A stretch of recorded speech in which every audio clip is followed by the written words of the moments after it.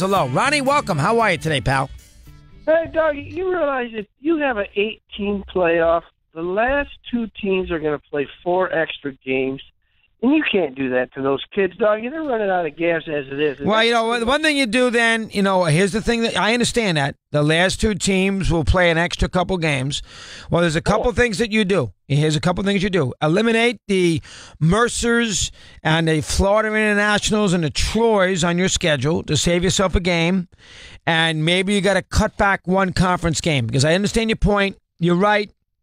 You do gonna, the 1 and 2, the two teams left standing will have played, to get there are gonna have to play 3 games to win it all, compared to 2 games now. So it is taking a little. It will take something out of you, but that will. And it'd be a schedule nightmare. I understand that, but it would take away the idea that the little guy like UCF doesn't get a chance. It would take that away because they would make the tournament. Yeah, but you really couldn't have that little guy playing those guys if it was for real anyways. But, hey, also I want to make one comment. The UCF, hold on now. UCF couldn't compete. I mean, yes, they could. First game Auburn went into that game, and they were completely out of gas. They played the Iron Bowl, then they turned around and played the SEC championship game. And then they expect them to go play this. There's just no way. I think for the first game in an 8-team playoff with a little rest going in, I think a team like UCF could play really well. I think what would hurt a team like UCF is the depth of playing week after week. That would hurt them. And after game 1, you'd be right. They would get a little flat, but I think for the first game they could hang in there. Now go ahead. What else you have for me today? Hey, one other question. On Baker Mayfield, I think you're a little hard on him. He hadn't played football for a month, and then he plays in this big game. He plays spectacular in the first half. Don't you think? And then he got speared. You did see him get speared. He got hurt. He got banged up. He got crushed. Yeah, but he also came back and led a touchdown drive in the fourth quarter where he was very spirited. So he got healthy pretty quick. But go ahead, continue. Well, yeah, but my biggest thought, if you're going to do anything, when that first overtime, they should have went for it and got that game over. I think they just flat ran out of gas myself. And if they score, how many points did they have? 41 or whatever it was? 48. Don't you think that's enough? 40. Don't you think that's enough points to score to win the game? Well, they got 41 offensively because they got the one touchdown with their defense. Yeah, I mean, you can make the argument that the 41 points should have been enough. But Oklahoma got, for whatever the reason, they got a little tight, they got a little conservative, and I think Mayfield's got to take a little response. He is the quarterback. He wants all the attention upon himself. He won the Heisman Trophy. He's running down the sidelines, cutting his throat like a slash deal. When the kid missed a field goal for Georgia, he's got to take some of the hits here. Bottom line is, this is the way it goes. Granted, Riley, the head coach, got tight. No issues about that. You got to blame him as much as anybody. Alfred in White Plains says hello. Al, good afternoon. How are you today, okay?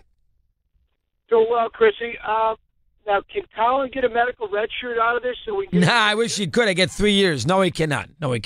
It's high school. You may continue. Now, I am a hard marker. Last year, up and down the dial on MLB and with you, I screamed long and hard to keep Tim Raines out of the Hall of Fame, and it didn't work. So, I'm not one that wants a big hall. I think it's the most important one. It's the best one, and it should be treated like a shrine. You're absolutely right. There should be 100 voters, and that's it. None of this 500 crap. So, for what it's worth, here is my ballot. Chipper, absolutely. One of the best third basemen of my lifetime, no doubt about it. Yep, 100%.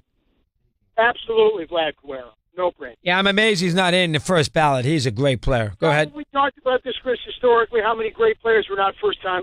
People think nowadays it's a shame when guys don't get in the first ballot, but historically there have been some all-time players who didn't get in the first ballot. So I understand. He's an absolute no-brainer for me. And Tomei, look, he's a one-dimensional player, but he's got over 600 bombs, as you discussed. Terrific guy, no problem. Yeah, you got to put him in. I agree with you, one-dimensional, but 600 is 600, and he did it clean. So from that standpoint, you got to put him in. I'm with you. Go ahead. And my other two, one is not going to get in, and one is going to be close. I'm always on the Fred McGriff bandwagon because I think he was a terrific hitter and game wrecker, and nobody knows better than you because you know what he did to your team when he was in Atlanta. He was always a guy in the middle of a lineup who was the guy that you didn't want to face in a big spot. And he was clean. He won't get in. We know that for a fact.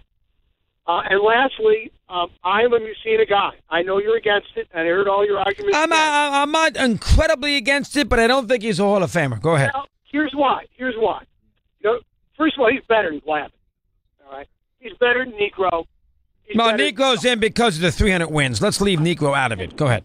And he's better than Sutton, who's in with the 300. Yeah, forget those two. Look where Mussina pitched. He pitched in 2 bandboxes his entire career. In the East, his entire career. With a DH, look where he went, look where he came in, and Mussina was always the ace. Glavine was the 2 or the 3, at best the 2, sometimes the 3 on his staff. Glavine lived 4 to 6 inches off the plate his entire life. Okay? Mussina had stuff. Mussina missed perfect games twice by an out. He was a terrific postseason pitcher, even though he didn't win a lot of those games because the bullpen failed on him. Look at the number of wins he has in terms of games, wins. I still believe wins matter because at the end of the day, who goes to the postseason? The team that has the most wins. And he's got 270 of them, and I understand that. Glavine did win 2 Cy Youngs now, and Mussina doesn't have any. Glavine's ERA is about 0.2 of a run less. You can make an argument, Glavine. He also won 300 games, Glavine, which is a significant number. 8 in front of the hour here on Mad Dog Unleashed. Catch Airing It Out with Charlie Weiss.